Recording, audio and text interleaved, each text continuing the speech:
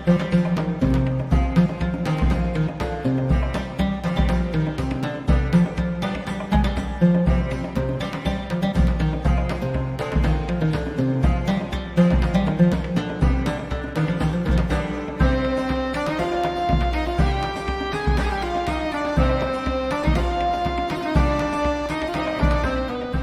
malaikat ini memasuki perkampungan kaum Sodom saat mereka sedang beristirahat. Kemudian, di dekat pintu kaum Sodom, para malaikat yang menjelma sebagai para pria tampan bertemu dengan seorang wanita.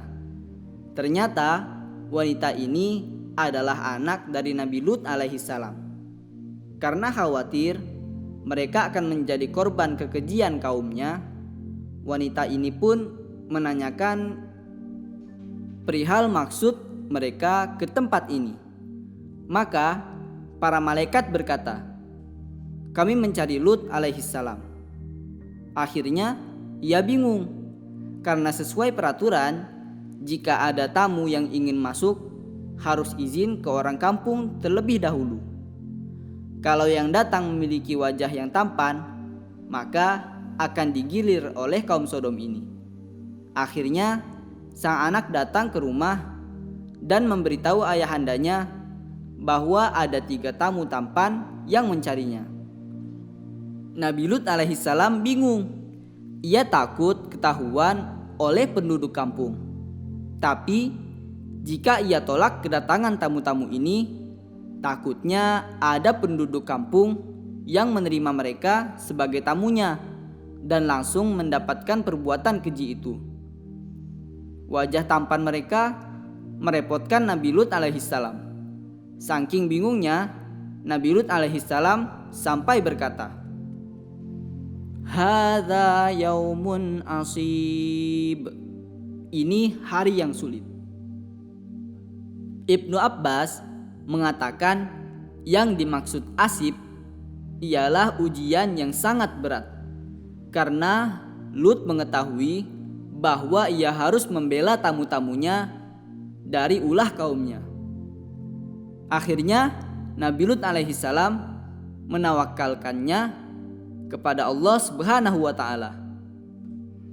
Nabi Lut alaihissalam sendiri yang menemui tamu dan memasukkannya ke dalam rumahnya. Tidak ada yang mengetahui kedatangan tamu ini kecuali keluarganya.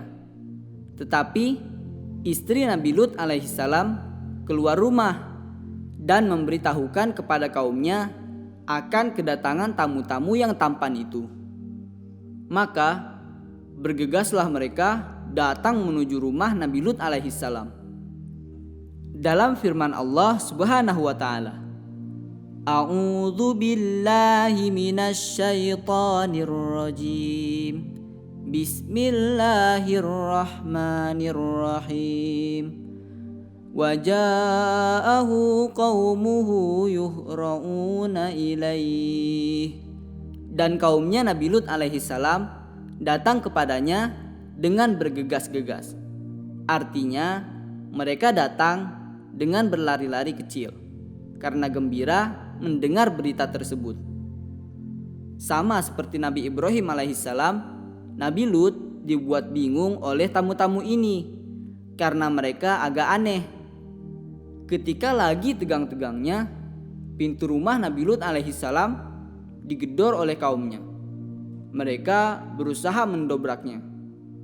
Mereka datang ke rumah Nabi Lut alaihissalam dengan syahwat yang menggebu-gebu pada tamu-tamu Nabi Lut alaihissalam.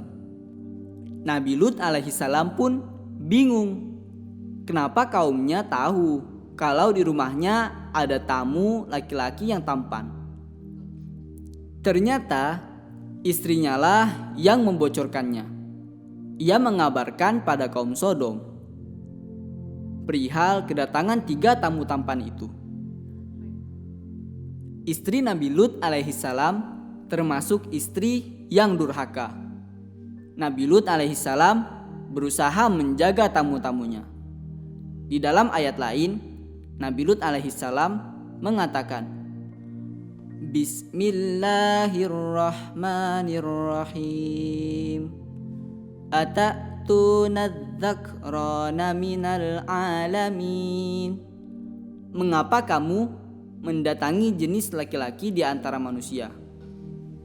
Wa tadharuna ma khalaqalakum rabbukum min azwajikum bal antum qaumun adun. Dan kamu tinggalkan perempuan yang telah diciptakan Tuhan untuk menjadi istri-istri kamu. Kamu memang orang-orang yang melampaui batas. Quran Surah Asy-Syu'ara ayat 165 sampai 166. Mereka berkata pada Nabi Lut alaihissalam, qalu awalam nanhaka 'anil alamin. Mereka berkata, bukankah kami telah melarangmu dari melindungi manusia? Quran Surah Al-Hijr ayat 70. Dengan kata lain, kaum Lut berkata pada Nabi Lut alaihissalam, bukankah kami telah melarangmu menerima laki-laki sebagai tamumu?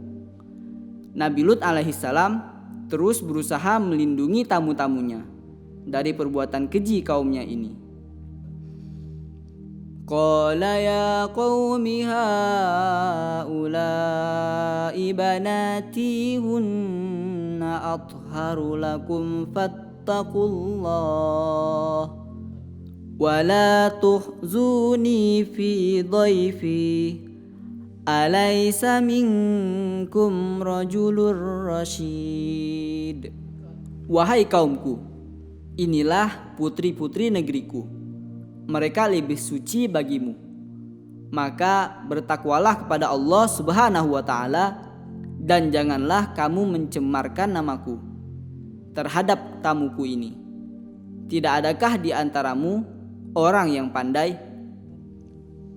Nabi Lut alaihissalam berusaha memberikan petunjuk kepada mereka tentang kaum wanitanya, karena kedudukan seorang nabi kepada umatnya sama dengan kedudukan orang tua kepada anaknya. Nabi Lut alaihissalam memberikan petunjuk kepada mereka kepada hal yang lebih bermanfaat bagi mereka dalam kehidupan dunia dan akhirat. Mereka menjawab, qalu laqad alimta ma lana fi banatika min haqq wa innaka la ta'lamu ma nurid. Mereka menjawab, sesungguhnya engkau pasti tahu bahwa kami tidak mempunyai keinginan syahwat terhadap putri-putrimu, dan engkau tentu mengetahui apa yang sebenarnya kami kehendaki. Dengan kata lain, kami tidak mempunyai keinginan kecuali terhadap kaum lelaki, dan kamu mengetahui hal tersebut. Maka tidak ada gunanya engkau mengulangi ucapan itu pada kami. Nabi Lut alaihissalam terus berusaha menghadang kaumnya ini. Qala law anna li bikum quwwatan aw awi ila ruknin syadid. Sekiranya aku mempunyai kekuatan untuk menolakmu, atau aku dapat berlindung kepada keluarga yang kuat, tentu aku lakukan. Yakni, niscaya aku akan menghajar kalian dan melakukan berbagai macam upaya untuk mencegah kalian dengan diriku sendiri dan keluargaku. Maka pada saat itulah para malaikat itu membuka jati dirinya. Wahai Lut, sesungguhnya kami adalah para utusan Tuhanmu. Mereka tidak akan dapat mengganggu kamu. Sebab itu, pergilah beserta keluargamu pada akhir malam, dan jangan ada seorang pun di antara kamu yang menoleh ke belakang, kecuali istrimu. Sesungguhnya dia juga akan ditimpa siksaan yang menimpa mereka. Sesungguhnya saat terjadinya siksaan bagi mereka itu pada waktu subuh, bukankah subuh itu sudah dekat? Lalu Jibril pun bangkit dan berubah wujud seperti aslinya di langit. Kemudian Jibril memerintahkan Nabi Lut alaihissalam untuk pergi, menjauhi pintu. Maka Jibril keluar menghadapi mereka dan merentangkan sayapnya. Ia pukul wajah mereka dengan sayapnya yang menyebabkan mata mereka buta. Rasain tuh kaum Sodom.